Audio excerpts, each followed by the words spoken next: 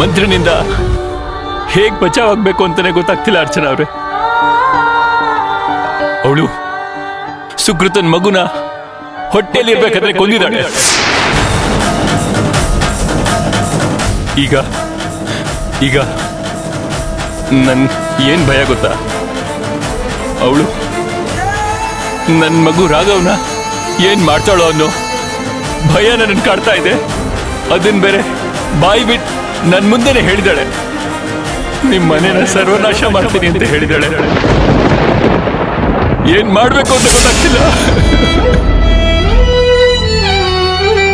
Sushant cool, ಸ್ವಲ್ಪ cool ಆಗಿರಿ. ಇವಾಗ ಏನ್ ನಿರ್ಧಾರ ಮಾಡಿದ್ದೀರಾ ನೀವು? ಅವಳ ಕುತ್ತಿಗೆಗೆ ತಾಳಿ ಕಟ್ಟೋದಕ್ಕೆ ನಂಗೆ ಕಲ್ಪನೆ ಕೂಡ ಮಾಡ್ಕೊಳಕ್ಕಾಗಲ್ಲ ಅರ್ಚನಾ. ಅದಕ್ಕೆ ನಾನು ಬೇಕು ಅಂತಾನೆ ನನ್ನ ಕೈನ ನಾನೇ ಮುರ್ಕೊಂಡೆ. ಸುಶಾಂತ್ ಅವರೇ, ಏನಿದು ಈ ತರ ಎಲ್ಲ ಮಾತಾಡ್ತಿದ್ದೀರಲ್ಲ? ಕೈ ಮುರ್ಕೊಂಡ್ರೆ ಎಲ್ಲ ಸರಿ ಹೋಗ್ಬಿಡತ್ತಾ? ಇವಾಗ ಕೈ ಸರಿ ಹೋದ್ಮೇಲೆ ಮಂತ್ರ ಮತ್ತೆ ತಾಳಿ ಕಟ್ಟು ಅಂತ ಹೇಳ್ತಾಳೆ. ಏನ್ ಮಾಡ್ತೀರಾ ಅವಾಗ? ಹೌದಲ್ವಾ?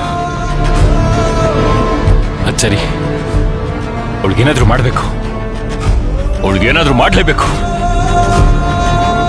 ಒಂದ್ ಕೆಲ್ಸ ಮಾಡ್ಲಾ, ನಾನೇ ಅವಳನ್ನ ನನ್ನ ಕೈಯಾರೆ ಕೊಂದ್ಬಿಡ್ಲಾ?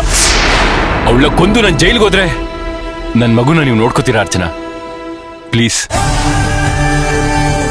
ಸುಶಾಂತ್, ಏನ್ ಸುಶಾಂತ್ ಇದು?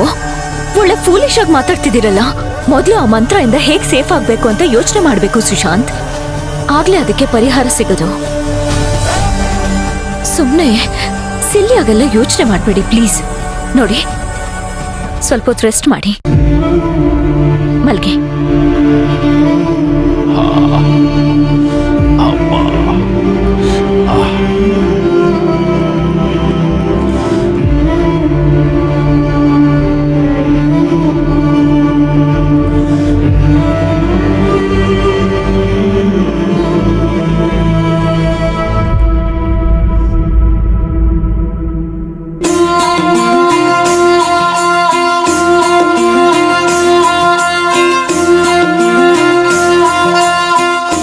ಶಾಂತಿ ಇದ್ದಾಗ್ಲೇ ನನ್ನ ಮಂತ್ರನ ಹತ್ರ ಕ್ಲೋಸ್ ಆಗಿ ಮೂವ್ ಮಾಡ್ತಾ ಇದ್ದೆ.